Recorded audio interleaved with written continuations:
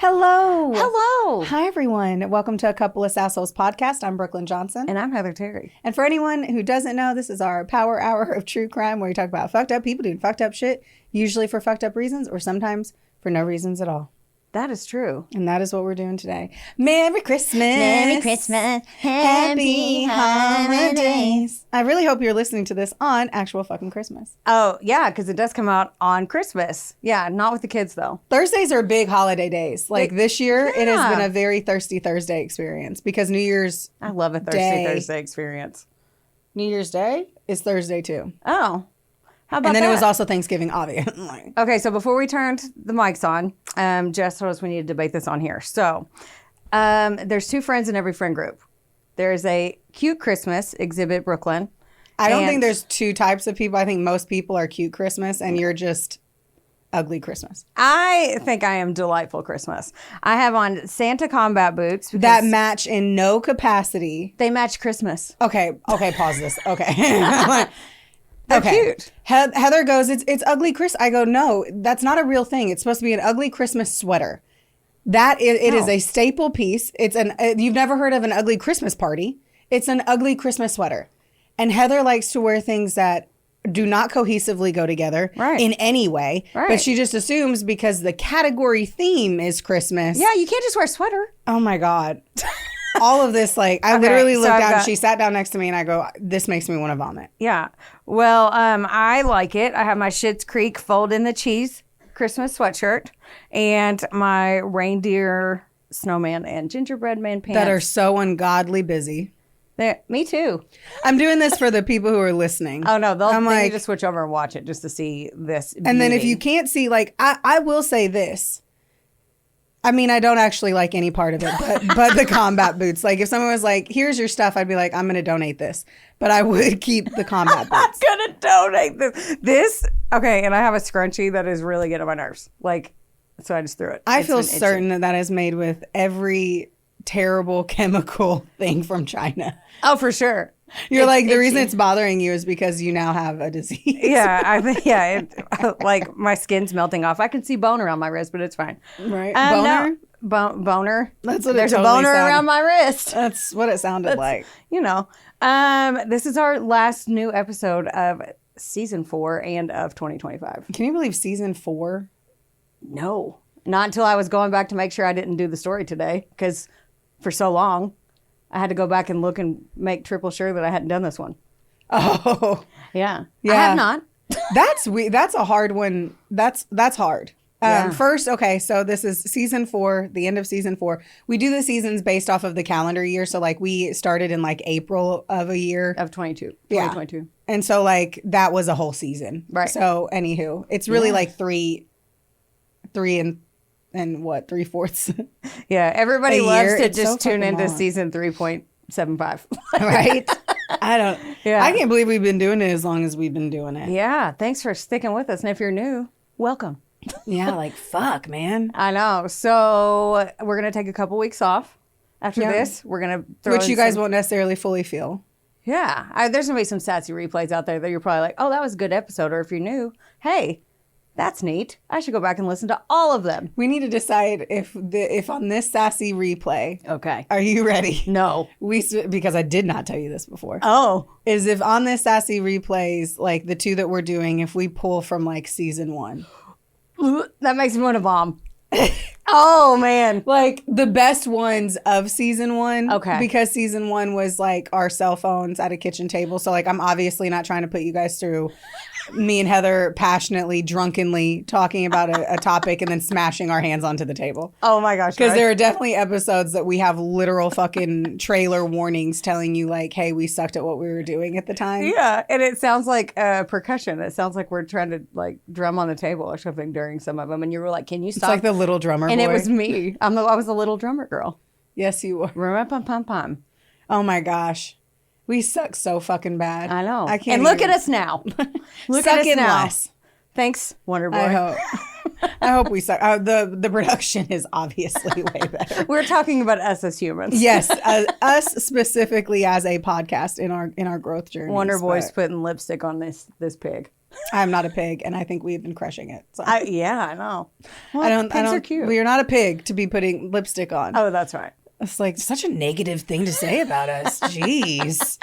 She's like, you're just putting lipstick on a pig. I'm like, what the fuck? We've been doing this for damn near 4 fucking years. That's very true. I would like to think that we have been getting better and we know what the fuck we're doing. The hard part that you were mentioning too is like the deja vu level of it. Like that means that we have 175 episodes, and we used to do both of us doing an episode. A story an episode. Jeez. Which basically meant that we were just, and I think that's the big part of the change of it too, was we were essentially like sprinting through and kind of explaining a story, but we couldn't really give a ton of details. And then now we're like, all right, now we get to dive into it. And now I come in here and I'm like, 2 things. 1, my water bottle leaked on my first 2 pages, but I can still read the words. 2, it's super long because I didn't want to leave any victims out. Because even on the Snapped episode, I was watching it this morning when I was getting ready, and I'm like, they leave out so many people that were affected by this person. How many pages you got? I got 13, so we better. Oh, great. Jump in. I'm over here like, I have to go to work. But I'm excited that we might have to do a 2-parter. We'll have to see. But Merry Christmas, guys. Thanks for watching. We love you. And happy holidays. All right. All right, here we go. So this is the story of Sheila LaBarre. Now, I used Wikipedia, law.justia.com. It was all the court documents and stuff. Murderpedia, NBCnews.com, Oxygen.com. There is an episode of Making a Serial Killer, season 1, episode 7. That was an interesting little twist because it's, you know how it is. The different documentaries and the different shows, they take different angles. Right. So Snapped was okay. It was good, and I took a lot from it, but I didn't really. They only focused on one part. The 100%, if you yes, Snapped, I have fully realized, and excuse me, I don't know if it's because they have 30 minutes. Yeah. Like, if it's a 30-minute episode, you're cutting a whole fucking series out. They pick a lane. Right. And they picked a lane here, and then they didn't talk to the victims' moms. They talked to, the police. Anyway, I'll get into it later. So, that, if you want to watch that, it's season 31, episode 13. There's also a book. I did not read this because I literally changed my person yesterday when I was You don't read. We have never said that we read the book on these. That's true. Maybe, but feel free to give an excuse. Yeah, right? That's very true. So, we have never done that. That's very true. But there is a book if you want to read it. Okay. So Sheila LaBarre was born Sheila K. Baylor on July 4th, 1958, down in Fort Payne, Alabama. From what I could tell, she had a terrible upbringing with her. She was the youngest of 5 sisters, and along with her mom. So her father, piece of shit, abusive alcoholic, garbage to the point where he abused her sexually for years and years, even when she was a baby. And he would bring over other men to do the same. That's the most disgusting thing in the entire world. There's nothing that can disgust me more in this world, I think, than abusing a baby in any capacity, but sexually really just makes me want to. Yeah. But, okay. So she used to daydream because that was her escapism of becoming famous. She used to sing all the time. She was in beauty pageants because she used that to escape her horrible home life. And it was said that she would kind of be aloof a little bit and didn't have a ton of friends because she was literally always daydreaming of I got to get the fuck out of here, which I get.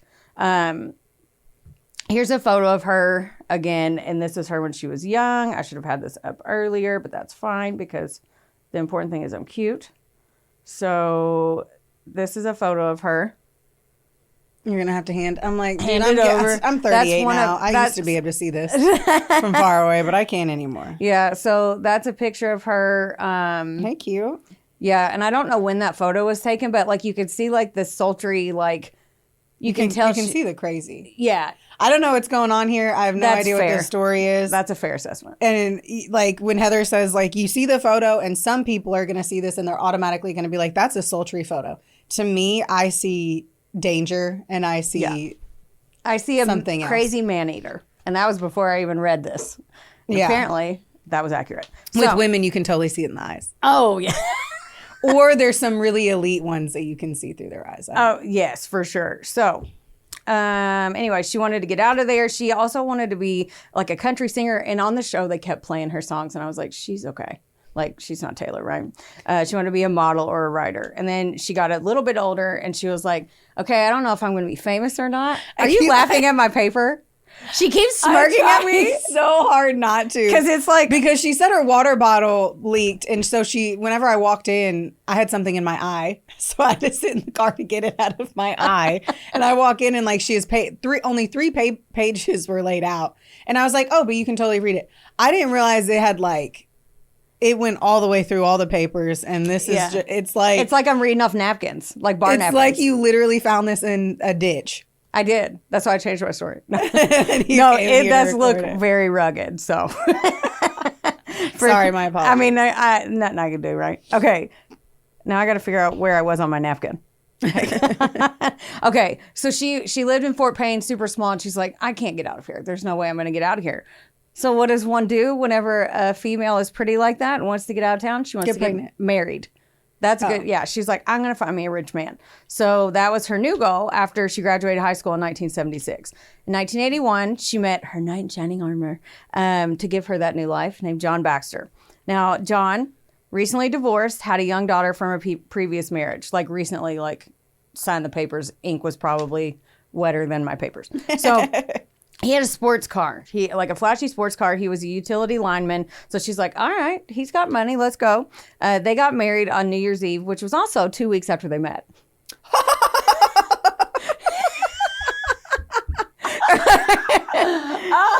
Yeah, that got my goat, man. Right? Okay. That's that shit that's delicious. That is a delicious. You didn't know I was bringing you a breakfast casserole. I didn't. Okay. I didn't, and I'm grateful. So Sheila was pumped. She was like, oh, I'm going to be a wife. Look at this guy. But God damn it, he has a kid. She didn't want to be a stepmom. So when John would go to work, Sheila was in charge of his daughter, which meant that she locked this poor kid in a small room all day long. And if she whined or cried or did anything, she would beat the shit out of her, break her toys in front of her, and basically terrorize this child. So real quick, roughly how old's the kid? Like 6 to 8. And do you think that she was doing that not only because she didn't want to be a mom, but also because she was so abused, so she doesn't actually know how to be a mom? I don't know. That's a valid point. I'm like, abuse people. Yeah, that's valid. And what sucks, though, is not all of them do, but it is a trait to, you know what I mean? So that's a valid point. One thing that I read said that she would even give her a lot of over-the-counter drowsy medication during the day, so she would just be out of her face. She told the child, quote, if you say anything to your dad, I'll kill you. Like, bitch, you just got here. You've known my dad for a month.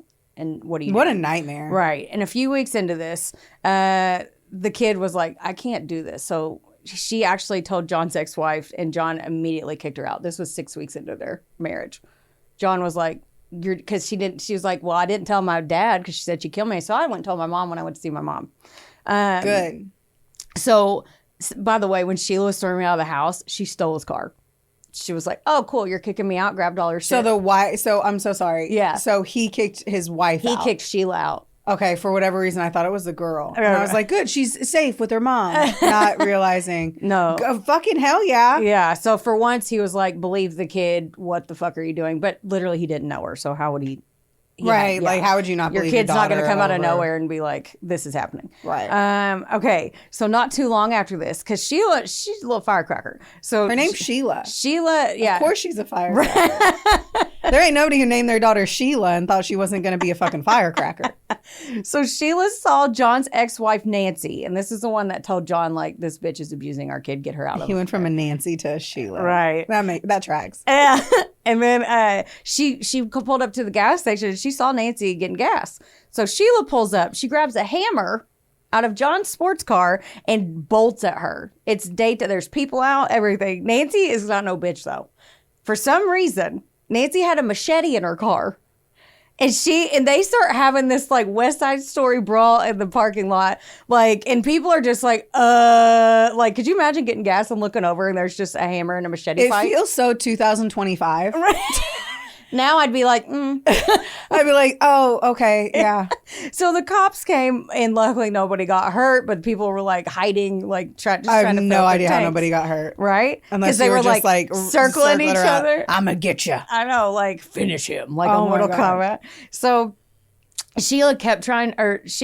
I wrote this at 11 o'clock last night. So it says Sheila kept trying to fuck with Sheila.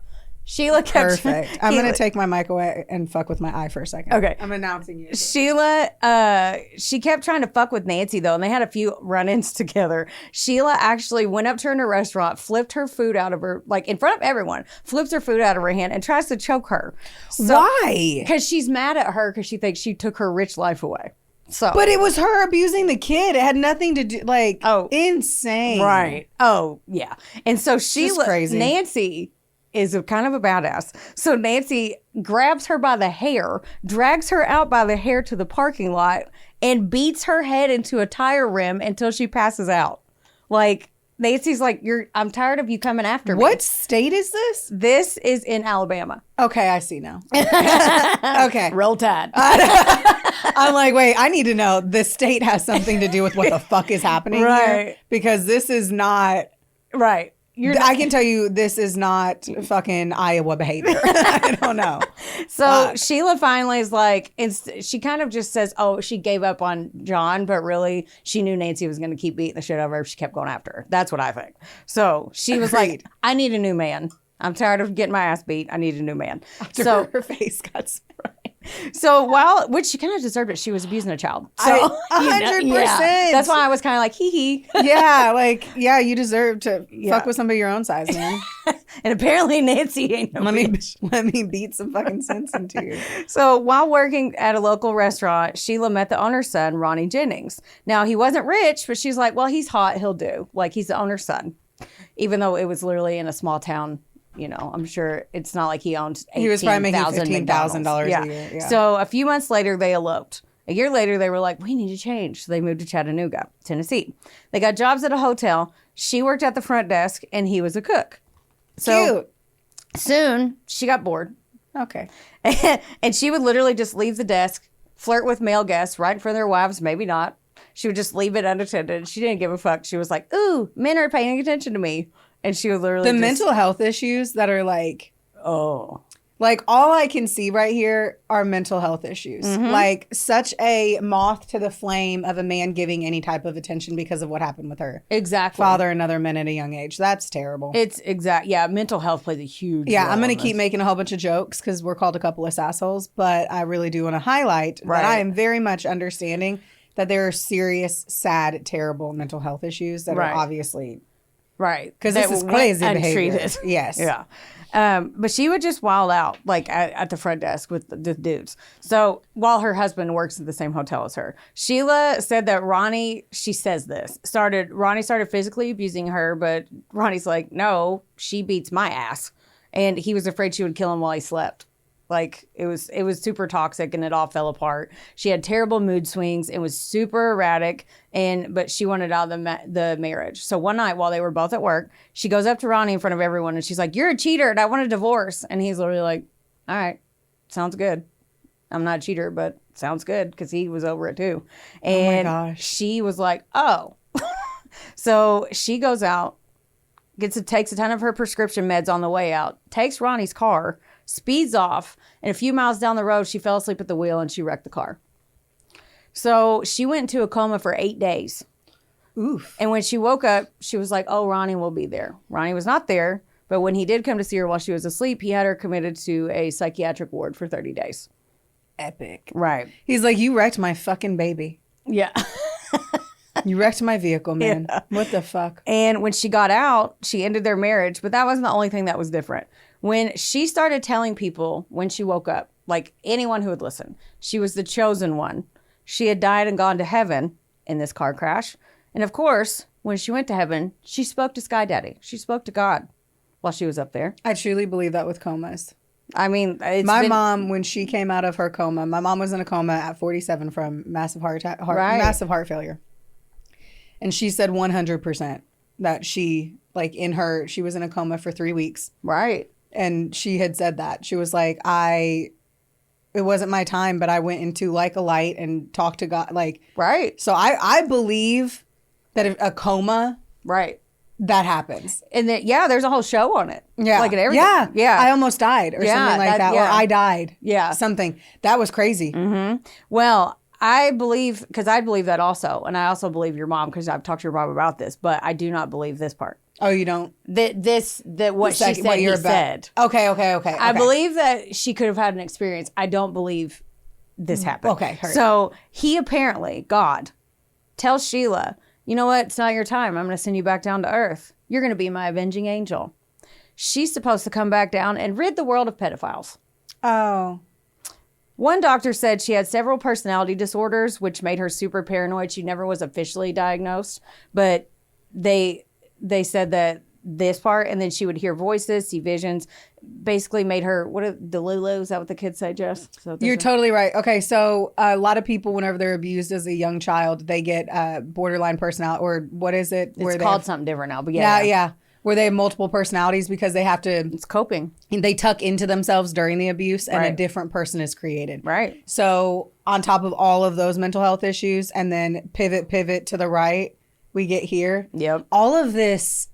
Yeah. You're painting a very beautiful picture. Not beautiful. It's obviously, you're painting a terrible picture, but you're doing this very well. Yeah. Oh, thanks. Okay. So her mission of it being the avenging angel consumed every thought ever. She referred to herself as more morally superior than others. So in February 1987, 29-year-old Sheila, she was chosen Sheila, as I wrote, she was like perusing through personal ads in the paper, like old school Tinder. Like she wanted to find her another man because she liked male attention. She found an ad for 60-year-old Dr. Wilford LaBarre, aka I'm going to call him Dr. Bill. He was a loaded chiropractor. He was a recent widow, and he owned a 115-acre horse farm in a remote part of New Hampshire. And I'm going to show you. Okay, I would have 100% slid into his DMs. I mean, you're telling me a doctor who's loaded with a whole bunch of acres in New Hampshire? Yes. Yeah. So here's a picture of Dr. Bill LaBarre. Oh, and he looks like a sweet baby angel. He's precious. He looks like Shia LaBeouf whenever he gets much older. Right. Yeah, that's a very good description. Yeah. His wife had died 3 years before that, and he wanted companionship, so he took an ad out. Sheila wrote him Sheila wrote him a letter bragging about how funny she was, how much she loved life. She's like, here's my number, Dr. Bill. Oh, and here's a nude photo of me. She wanted to stand out. And back then, homegirl had to take it. She couldn't take a picture on a phone. This is 1987. So she took it. I want to know who developed it. But anyway, okay. Good for her. So I mean, I'm going to have to unpack a lot of horrible things that are going to happen eventually. Right. But I'm going to say, at this point, she shot her shot. Yeah. So they were doing fucking nude selfies in 87. Happy to know it wasn't just a new thing in 2012. Happy to hear it.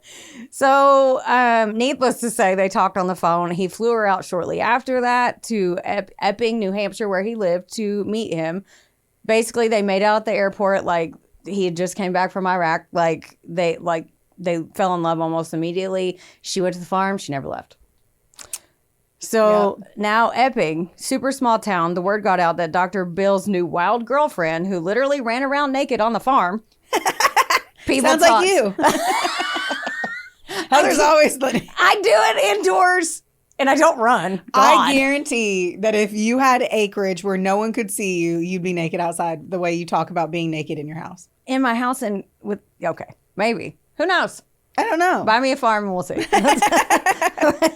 Okay, but she loved this because she always wanted to be famous. So she literally is small town famous. Because everybody started talking about her, she would egg it on. She wore skimpy clothes. She already told everyone her name was Sheila LaBarre. They weren't married, but she was running around like, oh, you'll know my name. 48 hours in and everybody knew who she was. Bill was like, I mean, I got a trophy wife. I got a trophy. Yeah, I'm getting my dick sucked by a crazy girl.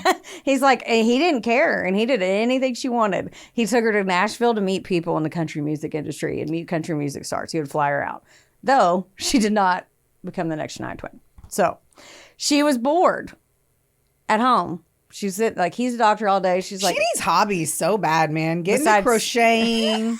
She does. Get into cooking. Fucking read a good book. No shit, right? Remodel the house. Fuck, get a hobby. Yeah. So she's like, okay, Bill, listen, I think you should let me work at your doctor's office. And Dr. Bill, he's a good dude.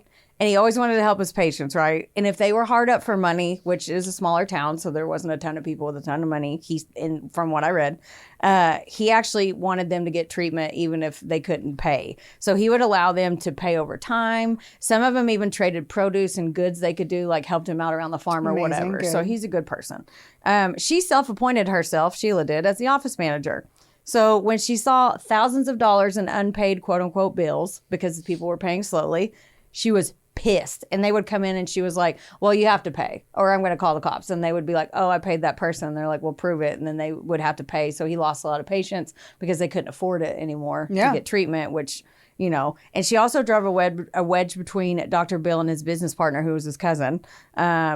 And Bill, he always took Sheila's side, no matter what. She was controlling him at this point. Everybody could see it. Like she was manipulating him. She was very good at that, and you'll see that in a little bit. Do you think it was do you think it's because, like, he had obviously had, like, a woman that he loved before, like a real wife, like a real partner type of situation? Was it just because she was hot and young and sex? I guess. I think he thought it was fun, but she's very, like, this bitch... We see it on shows, you know, and I'm just like, she's manipulative as fuck. Like, she's really good about. I wonder how that just happens. Like, you're the one with the money and everything. Like, and if it didn't, like enjoy the nuts you got off, you know, like enjoy the sex you had and just let it go. I just don't get the why did you let her come in and like completely fucking ruin your life. It's very hard to fathom, for sure. Over, like, some booty tang. I don't know. Excuse me. So, Dr. Bill's daughter also worked at the clinic there. Her name was, I think it was Kelly. But Kelly's pissed. Her dad was submissive, stressed, and his health started, like, he was aging faster. Like, she could tell he was stressed out about this. He turned into a very submissive person. Like, she could tell something else was happening. Yeah. 1 year after they were married, Sheila actually got him to change his will to give her literally everything. She convinced him to add in that his children couldn't fight it after he dies. They couldn't contest it. So no questions. I'll never understand. Like, I'll never understand how you can talk someone into that. Right. Like, I just could not fathom my husband, who loves me dearly, to sit down in front of him and be like, no, you're going to make sure that your kids get none of your money. I get all of your money. Right. I think it was. And him not look at me and be like, no, you're fucking crazy. Right. I don't understand. I mean, obviously him and his daughter had a good relationship. She worked for him. That's what I'm saying. Yeah. So I don't understand. I don't get it. Right. In July of 1990, he signed her over, and he's there. He signed her over power of attorney. So she literally controlled everything. It didn't take long for her to start looking outside the marriage, though, while he was still around. So they were married. Sorry. Yeah. Okay. They ended up being married. So she flirted with everyone. Brought dudes back to Bill's farm, and he was like, I mean, whatever. At this point, he's like, whatever. And he's still okay with her getting all the money? Right. Yep. I don't get it either. In 1995, she met a 29-year-old patient that came into the office named Wayne Ennis, I think it is. He was an immigrant from Jamaica who had like done farm work and hurt his back. So he was kind of out of work too, and he went to get help. And he walks in, and Sheila's like, oh, I'm going to marry him. Like, into her husband's practice. Anyway, so they met and married in a month. So she got divorced? I don't know if she was married legally or not.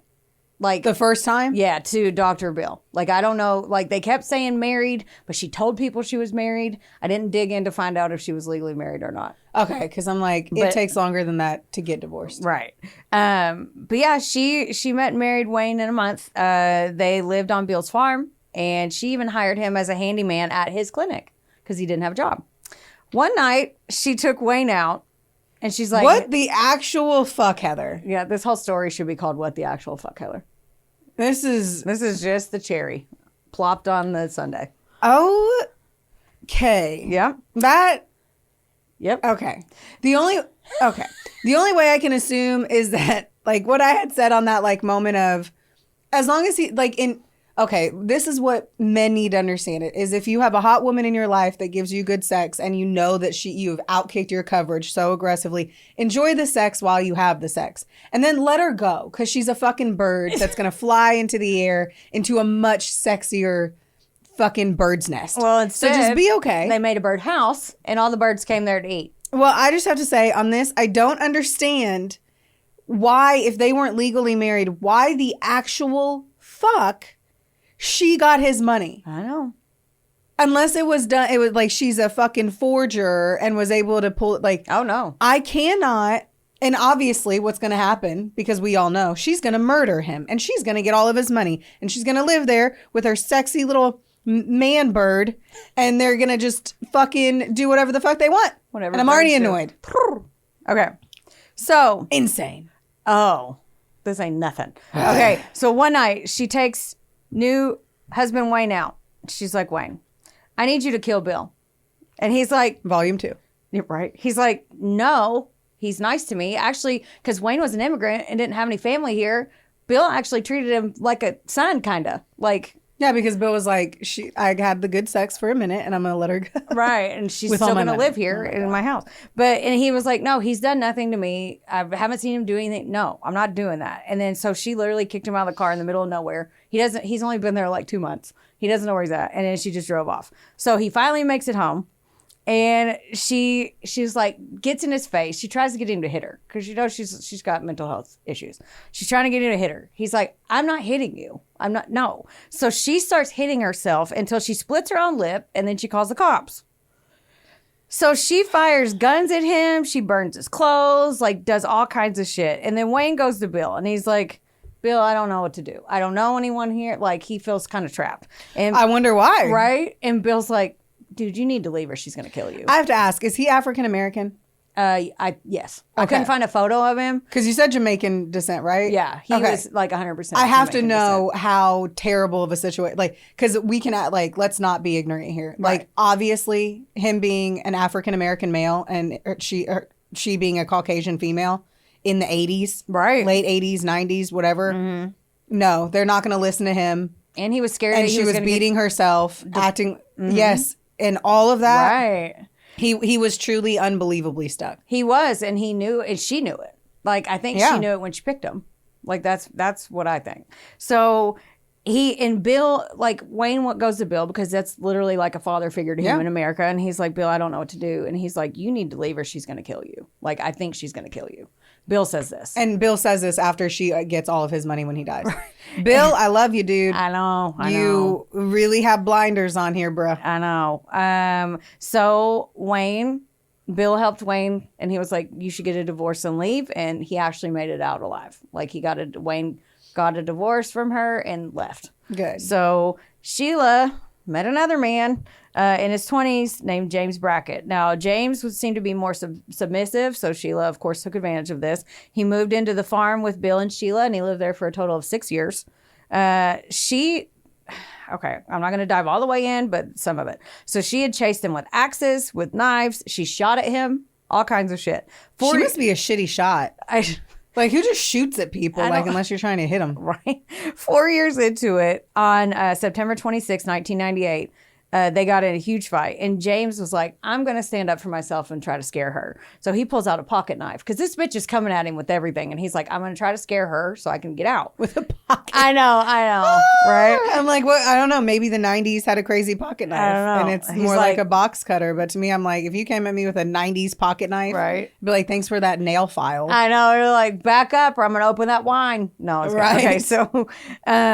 Okay. So she literally looks at him. She's like, oh, you're cute. And then she stabbed him in the head with scissors. So bad that he had to go to the hospital. And obviously the police. There's no way you can stab somebody in the head with scissors and not have to go. I know, right? Like, How? okay. So then the nurses are like, what happened? He's like, my girlfriend stabbed me with fucking scissors. And the cops are like, they show up. So they weren't married? No, I don't. Okay. I don't understand her choices of, like, when she gets married and when she's dating. Yeah, Like, I'll it's be hard with you to for follow. 6 years and not get married, but I'll marry you after 2 weeks or a month. It makes hard, no sense. It's hard to follow. So when they go to the house, she's like, oh, no. She's like, no, it's self-defense. What? So and they're like, no. And she got arrested and then got a forced psychiatric evaluation. That was hard. That was so painful. That was to hard. watch. I know. And to say. Somehow she tricked them into saying, like, because she's manipulative, she switched it up and she got them to say that she wasn't a harm to herself or others, and she got released on bail. And she conned James into dropping the charges, and they stayed together. So she goes back to James. I didn't mean it, blah, blah, blah, all this stuff. And he's like, well, he didn't press charges, so she didn't even get in trouble for that. Like, they couldn't do anything. December 2000, Dr. Bill had a heart attack, and he passed away. Thank goodness he passed away on his own natural right path. Sheila actually, regardless of what all crazy shit she was doing, she did look at him. And at this point, I don't know if it was more of like a husband or a father figure or both. But she went into deep depression after this. And because even though this is what she said she wanted. He was the only like fully consistent man in her life. And so there was no medical practice. She didn't have a job. She began taking tranquilizers and smoking tons of weed. But even that bored her after a while. She's like, oh, this is fun. And then she's like, no, like you said, she needs hobbies. She still had James, but was bored with him too. So she started subscribing to phone sex chat lines and would spend all day and night talking on the phone to strangers about sex. She found a hobby. Yeah. All right. Good for her. She found a passion. She found something that was healthy. Right. And she likes to flirt and sling her cat around. And now she can do it without even leaving her fucking house. Her vagina is like a Venus flytrap. I mean, that's what I think it is. It has to be. Snatches them up. Snatches them up and then just emulsifies them. And then it's done. $10 word. Yeah. Yeah. Wonderboy Media is not only the proud producer of this glorious magic imploring your ear holes right now, but they're also a big deal. Get in touch with them today to make all of your dreams a freaking reality. From using their bangin' ass podcast studio, where we are right now, to creating amazing videos and editing our content like the mystical mavericks they are. Your podcast can go further when you have a Wonder Boy. Hit up Drew today at WBOYmedia.com. Or text him day or night at 270. Just kidding. Does your face look like a mugshot lately? Then it is officially time for you to visit Hetef Aesthetics in Owensboro, Kentucky or Nashville, Tennessee. That's right. Go see our girl Amber Teasley and her team because they'll have your face and your skin look like a damn filter. And their staff is absolutely amazing. It's like a mini Botox party, which personally is my favorite. You leave looking fresher and you don't have a hangover. Another good thing is that if you go in there and you tell them that a couple of sassholes sent you, you get 15% off of everything. That's unbelievable. So if you have been considering getting that glow up and making that ex jealous, it's time. Okay, so she would be on the phone and she would start asking these guys their darkest fantasies and keep pushing the limits, trying to draw like, what's taboo? What do you think that you would like to do, but everyone would think would be taboo, blah, blah, blah. And somehow in her warped mind, she started believing that every man that she talked to on these chat lines were pedophiles. And remember, she was an avenging angel who was supposed to get rid of these. So by 2003, James, who is still here in the house, he was like, all right, like, I need to go. This bitch is going to kill me. Like, they kept doing all this shit. And he leaves and he sneaks out in the middle of the night in a blizzard in New Hampshire. So oh my gosh, what a movie. Like, this is so a domestic violence female with a young child in a car in a blizzard in New Hampshire in the middle of the night. I know. I'm like, man, reminders. Women can be just as dangerous as men. Right. And so James went to a homeless shelter about 25 miles away and to hide from her. And somehow she tracks him down. And when they got there, he was sharing a room with another man at the shelter, 36-year-old Michael Deloge. Now, he was called Deluge. I'm going to go with Deloge because I heard that more than I didn't. So we're in the 90s now, yes? We are in 2003. Oh, wow. I have lost sense of time. 10 years in this story. Right. Okay, there he is. Yeah, so that was his roommate. So she gets there, she puts on her charm, she convinces, and they're both, Michael was down on his luck at the time. What do you mean? Right? He was at a homeless shelter. Yeah. So obviously everything was great. Yeah.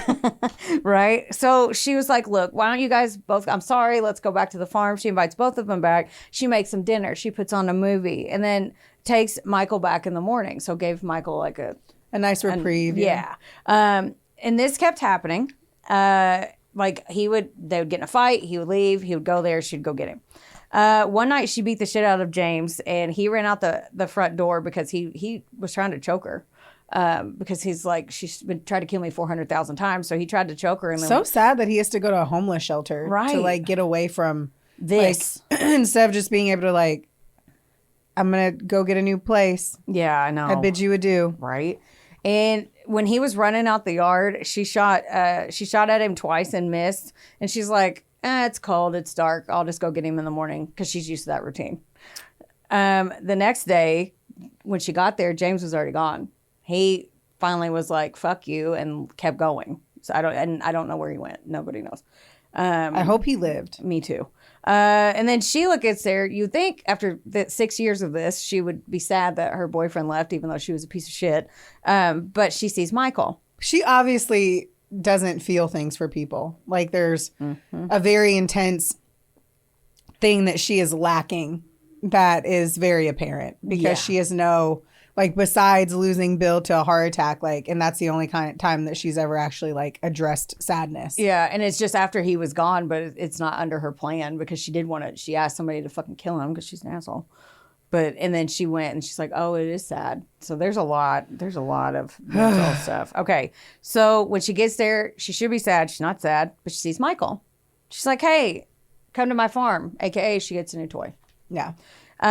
This is a picture of Michael, and Michael was over the moon. He was like, I have a new lady. I get to have sex.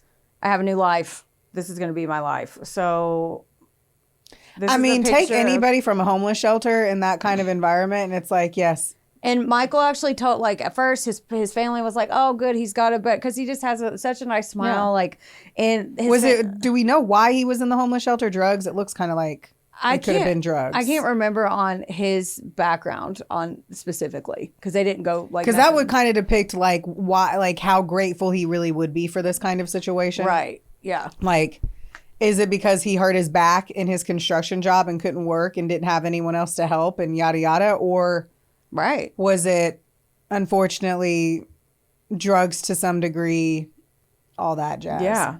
I don't know. Yeah, but that is a valid point, because either way, he was stepping up in a situation. So there are certain things, if you do feel like you have no choice to step up into, but he genuinely cared about her too, from what I read. Now, I mean, she was pretty hot. Michael took Sheila to meet his mom, and his mom was like, I fucking hate her. Like, he was basically her servant. Like, so he was in a homeless shelter and he was close enough to his mom for a visit. Yeah, I don't know. I have questions on it. Yeah. I'm trying not to, but I'm like, I really am trying to understand if he had a drug issue.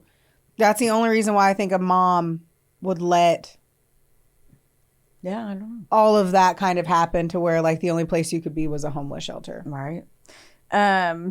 Now, when they were there, the mom immediately got a bad vibe. She's like, there was a big age difference, because Michael was younger also. And she'd be like, get me a drink. And he would just jump up and do it. Like, so how old is she roughly now? She was born in 1958, and this is around 2003. So she's in her late 40s. Okay. And so he was obviously in his late 20s, maybe? Yeah. Okay. Yeah, she would boss him around and all that. And then, but she had done it again. You could tell that she had abused him mentally and physically into submission, like outside looking in. The mom didn't know, but like, this is what had happened. She was so manipulative that she could talk them into being submissive, and like isolated them and all this That stuff. would have been easy. Yeah. You take a guy from a homeless shelter. Right. This is easy. Right. At this point, like what you said, it's a savior complex. You came in, saved the day. I'm getting fucked. I'm getting food. Right. I'm in a house. I'm in this loving environment. Yep. Everything's amazing. Mm-hmm. Now, there were workers because it was a 115-acre farm. So there were workers who would come to work on the farm, and they had seen bruises and marks on Michael. And like they see it. She actually like hit him a couple times in front of people, and they're like, but she would always pick people that were an easier quote unquote target to come work for her too. So it's like they have work, so they're scared an immigrant or something. Like, right. I'm not going to say anything. They're scared to. I mean, if she's hitting him, what else can she do? You know. I also can't lie though. Like, let's be honest. Let's and I hate to say this because this will make us look a certain way, but if you and I were at a party and like we saw a female hit a male relatively hard in the arm, and we would just automatically, like, you and I afterwards would be like, did you see Vanessa, like how hard she fucking hit Todd. Yeah. We'd be like, that was fucking weird, right? Mm-hmm. And then that'd be it. Because we'd assume that Todd is the man and he could leave. Right. Like there's no matter what, a female male component, strength, nurture, all of that shit. I just don't think, unless you literally saw her punch him in the face, where we'd be like, oh, fuck no, this is domestic violence. Right. I wonder even if like you and I would, I don't know, even think to be like, that dude's being abused.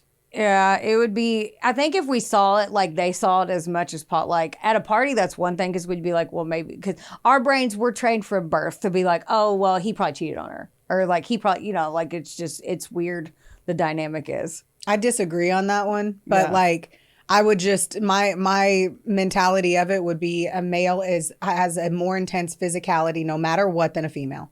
Yeah. So if there's a physical abuse part, in my mind, personally, I'd be like, he can, and this is wrong. Like I'm telling you, like my mindset is wrong.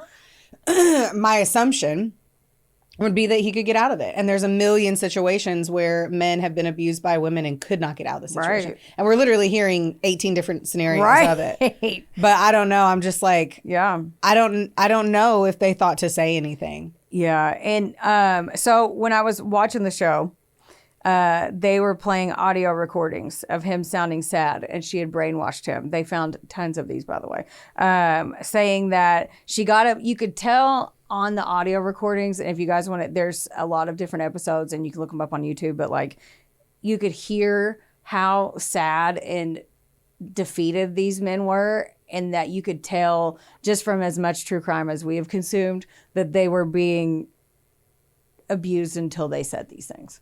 Like you could hear they were being coerced. Yeah. Like she had him say he'd abused the animals. And then she had talked him in somehow to saying that his mom abused him growing up sexually. And she also got him to admit that he had sexually abused the little girl. Was it just him or this was all the other exes? This was the first proof that this had happened. Okay.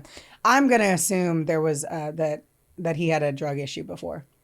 That hurt his brain to some degree. Yeah, but also being isolated, you don't know if he controlled all her food and all that. Like at the end of this, and you'll see it, and I just wanted to point it out because it makes sense because of cult mentality, that he was 5'4" and he ended up weighing 110 pounds. So there was some like, and even the police on the show, they were like, we don't know if he was like, she's like, I'm not feeding you for a week until you say this. And I just still believe like she got him from the homeless shelter. Right. No one else did she get from a homeless shelter. Like, so I like, and I'm not trying to say everyone in a homeless shelter, like it could be down and out on your luck or it could be drugs, but I feel like he had a mental, like he was not at 100% charge on his mental battery. That's and I'm guessing that automatically off his photo too. Right. Like he had a very sweet, kind smile. Absolutely. But I feel like there's. Yeah. Like she picked people she knew that were easy 100%. To manipulate and for her to. I just feel like she was able to do this because of everything that happened in Mike's life prior to. Right. And that's why he was able to like fall into this fountain of bullshit way harder than all those other dudes that were like, I'm getting the fuck out of here. And like, and his mom was on one of the shows I watched, and Michael's mom was like, no, I did not do this. The police even invested. She was like, investigate all you want. Then he didn't do this. I didn't do this. No. And they found nothing. So what like she found though. I don't know. And like, then what evidence is there that you abused your child? Yeah. I mean, I don't believe she did it. Friends and all that stuff maybe, or like trying to. Yeah, but if a baby can't talk, do you know what I mean? Like, yeah. If he's saying is like a baby. No, he said a child. So like, okay. Yeah. So like no. I'm still just saying. Yeah, no teachers, no neighbors, no baby. Like she had never even had a run-in with the law. And I don't think she did it. Right. I'm just saying there's very little evidence that you can actually pull out. It's true. Not like what you could do today with like fucking psychiatric help where they can be like, they tucked it away in their brain or whatever. I'm going to shut up. No. Carry on. So then she would use these recordings against him, even though like they were false. So like he'd be like, I didn't do this. I'm going to leave. And she's like, no, you did. I have it on tape that you did, and I'll tell everyone. Like, because she got him to admit that he did something he didn't do. Kind of like when you were talking about the Sarah Lawrence call this morning before we started recording. Like, he got them to admit all this shit that they did, even though they didn't do it. And then he would use that against them so they couldn't get out. This went on for 9 months until December of 2004. In December in New Hampshire, in 2004, by the way, he tried to leave. Poor Michael was stumbling down the remote dirt road, and he was bleeding profusely from the head. A farmer saw him, and he was like, "Are you okay?" He looked at him, and he said, the farmer said he got so scared. He looked at him, and all he said was, "Sheila," and he could barely talk, and he kept stumbling and walking. So Sheila found him. Obviously, the guy called the cops, but Sheila found him first. She brought him back to the farm. What? Did that cop, did that guy not just stop and be like, what the fuck are you? No, what'd he do? Leave the guy who's obviously concussed and freezing to death to go call the cops? Like, why wouldn't you just... He said he kept walking. He tried to get him to turn around, and he just kept going because he was scared. I don't know. Yeah, but it's of the time of cell phones. So it's like, why did you not just call 911 and then watch the guy? Like, I could not live with myself if I was just like, oh, I'll just drive away. And I was thinking that too when I was typing this. I was like, I don't know how I could. Okay, yeah. So the only evidence at that time, because no one heard from him for the next 6 months after he tried to escape. The only evidence of the time that he was alive were those fucked up recordings, and she had journals. Now, like I said, Michael was at this time was 110 pounds and 5'4". So she overpowered him. One journal entry was a description of his body and weight, how to kill him, and get rid of the evidence. She said, quote, "Incinerate ashes, burned body, private pilot, helicopter, boat." I don't know about the last part.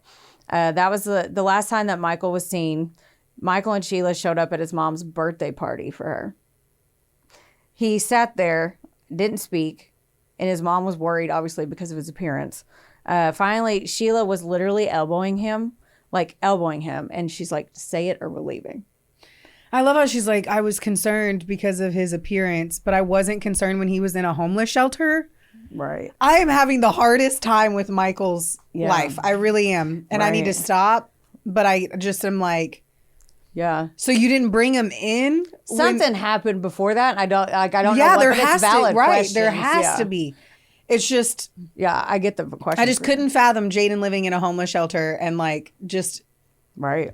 Me living my day-to-day life, like everything's normal, and then being annoyed that he has an older girlfriend, and then that he lost weight, and I'm like, there's a whole series of shit that I am like... Right. And so... like I said, she was like elbowing him, like, "Say it or we're leaving." Yeah. And he repeated what she told him to say. Said, like, my mom you raped me when I was younger. His mom was like, "What?" Like, no. He literally tells her at her birthday. I was going to at her birthday? At her birthday. He's like, so her mom kind of lost it because he was very adamant, even though he was repeating what he was told. He was adamant that this happened. Like, and she's like, "No." And so she kind of comes unglued because she hadn't seen her son. They had How would you not? Phone. Yeah. How the fuck would you not? And then she was like, he kept saying it. And then she was like, "I need you guys to leave. Like, I'm going to ask you to leave." And because it's not true. If you looked at me and said you raped me. Right. At your birthday.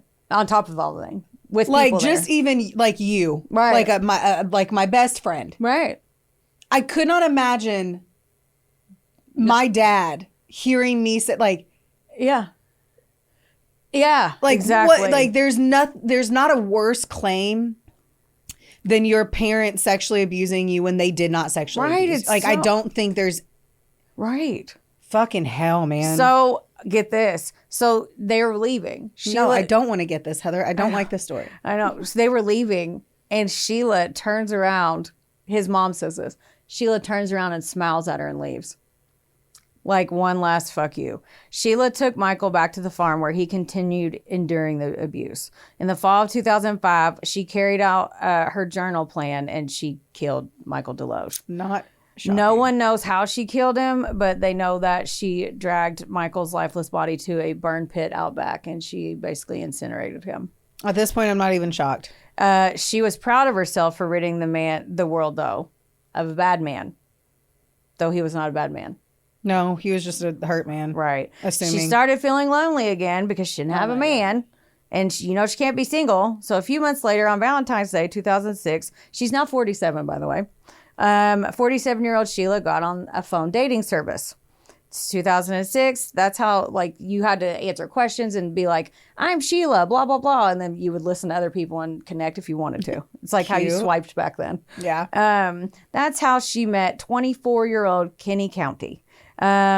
And they went out. Now, let me tell you about Kenny, and I'm going to show you a picture of him. So Michael disappears, and the mom, there's no questioning. It's just, this is it. Oh, she's trying, and they were like, well, he's transient. Pretty much is what the vibe Yeah, I so got. basically, nothing and happened. Here's a picture of a sweet... We need longer arms. Yeah, we do. We got T-Rex arms. So okay, see, this dude looks like he is an IT manager, and he has got his shit all sorts of together. Well, he doesn't. But that's unfortunate. He does because he totally looks like. Yeah, and like there's a long story about Kenny. Like, I'll tell you a little bit about it. Like he got teased a lot for being tall and handsome. He had a developmental disability, so his mental capacity was that of half his age. So it was like he had a 12-year-old brain. But he wanted to be grown so bad. So like he got teased real bad in school. I love how I'm over here like, this guy looks so smart. And you're like, unfortunately, his brain was only functioning. But I mean, but you would never. He's attractive. Like, and I hate to say it, but you would think that. But like he was sharp eyes. Right. Like great. He looked like as the photo pops up, like he looks like an intelligent. Yeah, 100% all there. He was a sweet baby angel, and he like in high school he got teased a lot, and then after that he was like he wanted to be independent. Him and his mom were tight, but because she helped him out a lot, but he wanted to be an adult. So he joined the armed forces. I don't remember which branch. He goes there. Then she can't see him for basic training. After boot camp, the mom walks up to this guy and she's like, "Do you know where my son Kenny is?" And she's like, he goes, "Mom." She didn't recognize him because he filled out. She said he was walking proud. So like they wouldn't have taken him in if he had a mental disability that had him at half. He was, but he didn't graduate. And I think. But they couldn't have taken him in with a mental disability like that though. He was in there. He didn't graduate and he didn't get inducted or whatever, but he went through boot camp. So maybe that makes no sense to me. Yeah. You can't even go to boot camp if you're flat-footed. Yeah, so if he's 24 but his brain is only 12 years old, you can't have him operating a gun. Right. Well, Crazy. He went and he didn't graduate, but he went through because there's pictures and everything of him. I believe you. Yeah. I'm just like, no, it's valid because I never thought about it. But it's impossible. Like you literally can't if you're flat-footed or if you're nearsighted or farsighted. Like there's so many tiny little things that I'm like an actual mental disability wouldn't. I wonder why. Anyway, yeah, but that's valid because I didn't think about it when I was doing it. But that's a valid point. But they didn't say why he didn't graduate. So like, but maybe his mental challenge wasn't as like maybe when he was younger, he had developmental issues, and then it changed as he got older. Yeah, you know, like maybe I don't know. Yeah, because he didn't have a lot of friends and he had been bullied his whole life. So when they go out for drinks at the hotel, she invites him back to the farm, and basically he ended up staying there. So these phone conversations weren't across the state, right? This one he lived close to her in like Massachusetts. I'm like, what are the odds of that? Yeah, he lived in like Massachusetts. Because I'm just like, what are the odds? Like, what are the fucking odds of that? That I'd be like, just come over while I live in Florida. Well, they met at a hotel, and then they had drinks, and then she was like, come back, and then he was like, oh, right, but it was just a phone. Yeah, you know what I'm all, and you're saying Massachusetts versus New Hampshire. I wish I didn't think so hard about these things. I'm just like, it just seems so improbable. That one, it's like hooking up with somebody on Facebook and then being in the same state, and it's just a random draw, you know? Right? Yeah.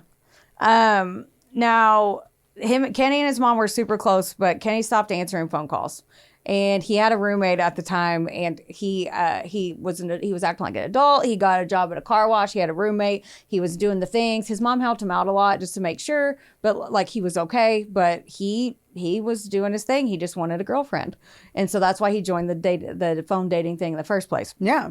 Now, he talked to his mom multiple times a day. And then when she stopped answering, she was like, I don't even know where he's at. Like, I don't know. And she kept trying to call him. She finally answers. Sheila picks up and she's screaming, leave us alone. We're happy. And hangs up on his mom. I'm like, okay. Kenny hadn't been going to work, so because the mom called the car wash and is like, and they're like, he's not. This is so insane. Yeah, they're like, he hasn't been coming. And so she calls Kenny's roommate, and Kenny's roommate's like, he went to live with some woman named Sheila on a farm in Epping, whatever. Effing. I don't remember. New Hampshire. So, Kenny's mom calls the police, and then she was like, do you know anything in this town? She calls the town police like about a lady named Sheila with the farm. Now Sheila's the most wealthy person in this town, so they already know Sheila, but the cops were like, oh God, we know her. Yeah, she had been in trouble for tons of stuff, as you could imagine, right, including propositioning an officer. As I would hope that there's a record of her. Right, yeah.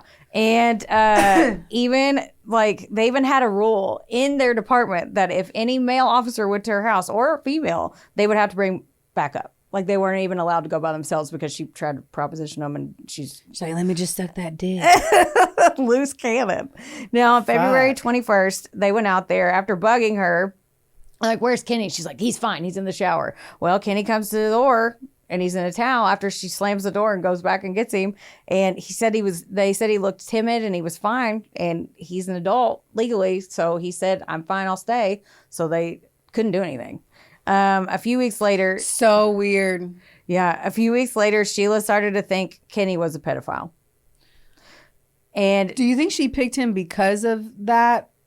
Okay. Yeah, I think she preyed on people like this. Yeah. Like okay. People that she felt like she disadvantaged in one way or another, and she could be their overlord. Yeah. So Kenny, she did the recording torture with him again, and he eventually admitted to it.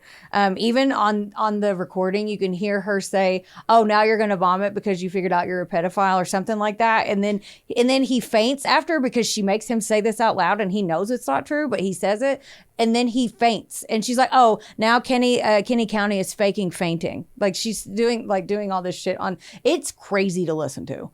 So he, like, obviously she's coercing him, like starving him or something is fucking happening. But she could like he could have left. Yeah, but it's like he had a play, like he rented and he had a job and he had all these things. Yeah. He had a loving mother. Like all he had to do was leave. I think that she had such a whole, like, obviously she did. You know what I mean? Just I get it. And I feel like it's such a cult state of mind. Like, yes. But a single person instead of a whole group. And it's like she got into them so hard and was literally like, I guess love bombed him super hard, but then turned on him out of nowhere. It's just unreal. Oh, yeah. She also started saying she thought that Kenny was trying to assassinate the president. Oh, my jeez. On March 14th, Sheila calls her sister Lynn because they still speak every now and then. And she was like, Mom abused you physically as a child. And her sister's like, no, I didn't get abused as a child. Mom didn't do anything to me. Mom didn't anyway. She's like, well, Kenny raped every child in his family. And her sister's like, that's not true either. Like, I'm sure this wasn't the first time she's called and made erratic statements. And then, so Sheila gets pissed and she's like, well, Kenny's looking at me with demonic eyes. And her sister's like, Sheila, you need help. I'm going to call for help. Let me call the cops. Or, because obviously you feel like you're in trouble. Let me call someone for help. But she's like, no one's taking Kenny from me, and hangs up. 3 days later, she takes Kenny to a Walmart nearby. Oh my he couldn't even walk. I'm going to show you a picture of what he looked like at this time. And you saw what he looked like when he went in. This is what he looked like in Walmart. He can't even walk. He's so weak. He's in a wheelchair. Oh my geez. He's so beat up. He's beat up. You can see it on his face. He can't walk. He's in a wheelchair. She's pushing him around. He's got scratched up. He's pale. He's thin. Like, doesn't even look like the same guy I showed you. No. At all. Sheila while she was there, she got a disposable camera, those 2 yellow containers for diesel fuel that she literally put on his lap in the wheelchair. After she paid, she took pictures of the security cameras in the store. Like, she gets the disposable camera out, starts taking pictures of security cameras. The workers had already noticed this because they're like, he looks like he's sick. And she kept saying, you're not going to faint, are you, while you walk through? Like, she wasn't hiding the fact that he was ill, and he was like, I'm fine. I mean, you can't cover up the fact that, like, he's beat up. His face. Yeah, he's beat up. Yeah. And so the workers were worried, and they called the cops, and the cops showed up to Walmart before she left. They tried to separate Kenny. Imagine Imagine being a Walmart employee feeling like a situation was so bad that you had to call the cops. Thank you. And then she buys cameras with this guy that you can tell she clearly abused. And then she starts taking pictures of your security cameras. Like, what are you doing? Yeah. So she didn't just leave. So the cops are like, all right, we got to get him alone. Like, so they try to split him up, but she ain't letting him out of her sight. And she started like telling it, she was like, tell him, don't freak out. Like, don't talk to them. Don't tell him anything. And he puts his head down That's so insane. And he puts his head down. And this is the part that I have a hard time with, because on Snapped, they're like, the cops were on there and they're like, we did everything we could, blah, blah, blah. Everything else I read kind of skews differently. So at this time, they let Sheila take him home. Clearly something's wrong. The Walmart people who saw them for 5 minutes knew that. Right. And the cops talked to both of them. They had the inkling to want to separate them. And then just because he says that, they let her take him. And even the mom was like, I can't believe they did that. So... me either. Yeah. And obviously the cops, what do cops do on shows? Right, yeah. They always say they tried their hardest. Yeah, and it's like, a couple of them have been like, no, in this case, I would have been like, I wish I never had to leave. Or something like... anything. Yes, we have seen shows where they're like, but legally they've also said that too. Legally, there was nothing we could have done. I just feel like, well, then I would have just cased the house. I would have okay, I'll follow you. I'm going to see where you live. Yeah, and I'm going to park outside your house because I technically can. This is a public street. Like, right. Yeah, try to hide a body now. Right. Like, and so right after they leave Walmart, she went and filled up the gas containers and went back to the farm. Oh my God. 6 days later, Kenny's mom calls the farm, and she's like, okay, I know Kenny's, basically she's like, I know he's up your ass right now. I've accepted that fact, even though she didn't want to. And there's a big family gathering. He's never missed it. And he missed it. And Sheila's like, oh, he left town. He went to Massachusetts. Like, tells his mom. His mom's like, this is horse shit. And so she calls the cops on March 23rd. The same sergeant who did the first welfare check was like, oh, I'll find him. Like, I felt bad. I felt guilty. I couldn't do anything the last time. Now I'm going to find him. Before he even leaves the station, Sheila calls him. She's crying, telling him the same story. Oh, he left. He went to Massachusetts. I don't know where he's at. And then she's like, well, he has to play into it. He's like, we'll find her. And she's like, oh, I don't want to know where he's at, though, because he's a child molester. So, and he's like, ma'am, I really don't think that's true. And she's like, oh, no, I'm going to play this tape for you. And she plays that coerced confession tape for him, the one where he's literally vomiting and passes out. And he knew it's coerced, but it was too late. And so that night on the show, they say they go over there that night. Everything else I read says they go over there the next day because it was late at night whenever he got this phone call. Well, I'm just going to leave that alone. So when they got there, smoke was barreling out of her burn pit and it smelled terrible. Oh my God. They look down in the pit, like they walk around and they look down in the pit. They saw a human bone and it was too large to be an animal bone. And they knew they were too late. Since she was, quote, morally superior in doing God's work, she let the detectives search her farm. They were like, hey, do you care if we look around? Kenny's missing blood. She's like, yeah, you can. Inside the house, it was hoarder hell. She had hundreds of rabbits inside. She was obsessed with rabbits, by the way. She had hundreds of rabbits just bouncing around. And they shit every 5 seconds. That's disgusting. Rabbit Poop, rotten food. The cops were like, whoa, like this is it's a little rugged. And it used to be a nice ass house. And then he was like, come here, I want to show you something. And he takes her out and he's like, what's that? In the burn pit. She panicked. And then she's like, oh, that's a rabbit's bone. And he's like, that's too big for a rabbit. And then she goes, well, it's either a rabbit or a pedophile. And he goes, what? And she goes, no, it's a rabbit. And he goes, why did you say that? She goes, I didn't say that. So, oh my gosh, the mental health issues here are like insane. Oh, listen to the recordings in her interviews. It's crazy. So like, then she's like, they go, well, we're going to take this bone with us. So she goes, not without a warrant. And then so she makes them leave. After that, they shut it down. He's like, we're coming back. So do not touch anything. They leave. She grabs a blue Walmart bag, hops over the fire pit and gets all the bones and remains in it. And this is a big burn pit for like a huge farm. So like hops in it. Like you have to hop into it. Yeah. Okay. And so like. I've never heard of a fire pit that you hop into. Not one you're roasting marshmallows. This is like. We're burning like roadkill, all of our shit. Yeah. And so they came back so fast. They find Sheila. She comes walking out covered head to toe in ashes. Like, he was like, don't touch anything. And the bitch looked like she went down the chimney. So she's like, oh, I was helping you guys, and I was collecting evidence for you so you didn't have to do it. And they're like, what? And she's like, here, it's in the bag. And it's just rabbits. Like, here you go. It's just rabbits. Oh my And gosh, she this starts is so putting on a insane. show. She would cry, she would scream, and then she'd be like, well, just shoot me. And they're like, man, we're not going to shoot you. And then this goes on forever. Like, even one of the cops was saying when they were talking to her, like ended up being so in his face and so close to him at one point, the first time they were there, that I forgot to mention, before they came back and she was chimneyed up, that she was like touching his knee and like in his face to the point where he had to like back up because she was like trying to turn her charm on to the police officer. Golly. So they're like, ma'am, that's not going to work. We're not going to shoot you. Tell me where the fuck Kenny's at. And she points and she goes, he's in the bag. And they go, what? And she's like, well, I didn't say, like, she would, yeah. Wow. So she's like, there's a recording of her saying he's in the bag. it just doesn't seem like she was able to cover like how crazy she had gotten. Yeah. So I don't understand again how this like stuff happened with these guys once again, you know? Right, yeah. And now there's some weird statute in New Hampshire where they couldn't hold her for suspicion without hard evidence. And they were like, all right, hey, let's just talk at the station. Let's get out of here. They probably want to get out of the rabbit poop, and they left. So she's like, okay, I don't know where he's at, but I kicked him out after he told me he was a pedophile, and he'd either killed himself or he fell into the rabbit or the fire pit when I was cremating rabbits. Okay. The fire had burned everything so badly they needed a piece of Kenny's bone to do a DNA test, and they didn't have anything that was like they could test. It was that fucked up. So they had to let her leave again.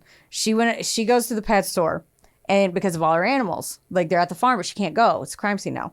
So she makes friends with a woman and her boyfriend at the pet store. Small town. She's very charming. She's like, I'm running away from my boyfriend. Sheila says this. I need someone to help take care of my rabbits. And they loved animals at the fuck pet store. So she's charming. She gets them to feel so sorry for her. They let her come to their house.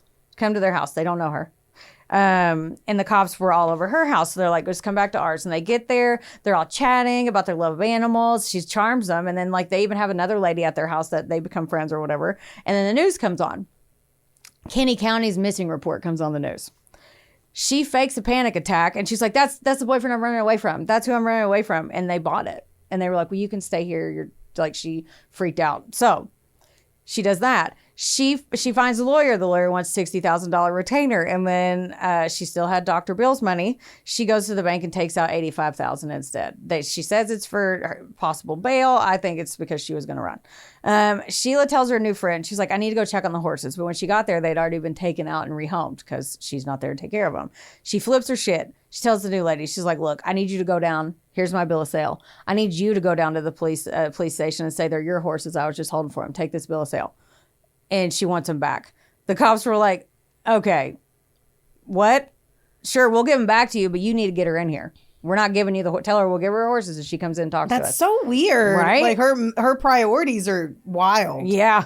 And so when her new friend told her this, she comes back and she's like, yeah, they'll give you the horses back if you go talk to them. She's like, oh, no. And she gets pissed off. She jumps in the car and speeds off. She didn't make it far, and she got blocked in by 2 undercover cops. So obviously she'd been followed. They had a warrant to search her body.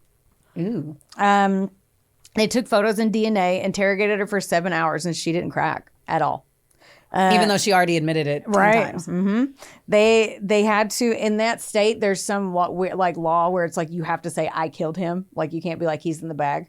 Because she was saying, yeah, but like she already cracked. Oh, I know, you know, right? like her story she kept on, she's a wackadoodle. So they had to release her again, but they had her followed, like you said, by an officer. Somehow, while she was in this hotel, she sneaks out of the room, walks down the highway, and starts hitchhiking. She gets out.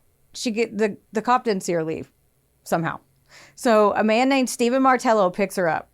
She's like, I'm going to Boston. And he's a man with a penis. So she charms him. She's like, oh, I got a new man.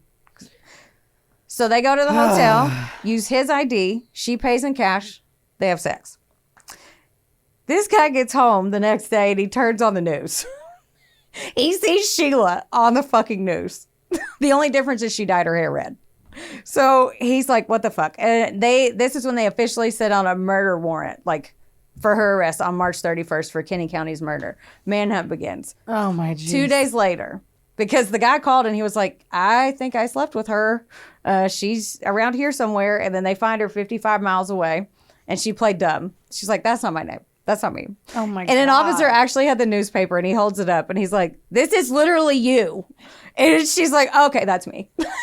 Oh my God. And she was in jail awaiting trial for 1.5 years saying, I didn't do it. I didn't For do it. 1.5 years? Yeah, 1.5. I was on page 13 at this point. I was like 1.5 years. So shut up. Okay. So then in April of 2008, 1 month before her trial, Sheila's attorney dropped this bombshell and they're like, okay. This is for Kenny's murder she was arrested for. Yeah, I was going to say, what happened with Mike? She confessed to both of them before the trial of Kenny, 1 month before. Her plea was altered, though, to not guilty by reason of insanity, and they paraded people up there to back this up. Like, obviously...